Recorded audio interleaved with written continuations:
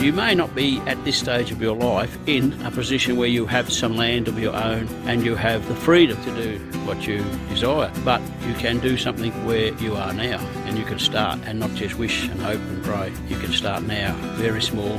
YouTube doesn't take you seriously unless you've got 1,000 subscribers. I've got a miserable 119 subscribers. Chuck yours on there, please. Try and help me get up to 1,000. I know it's a big ask.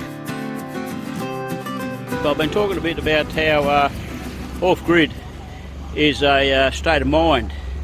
Now there's a very small little plot of dirt, and you've got lemongrass, aloe vera, lemons, 1, 2, 3, 4, 5, 6 citrus fruits of some sort, and the aloe veras and all that in such a small area.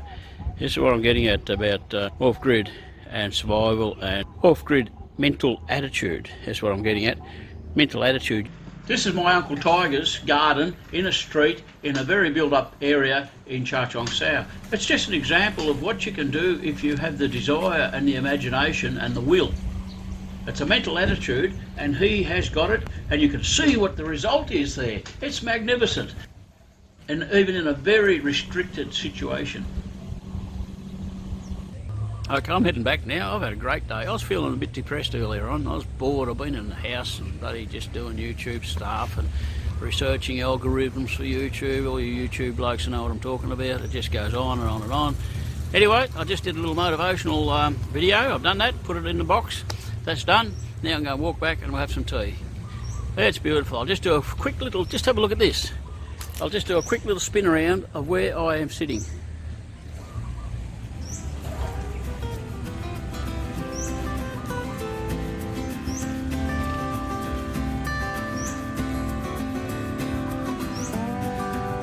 Yeah, I need a steady cam, I know, but I haven't got one. I'm trying to get away without one. See you.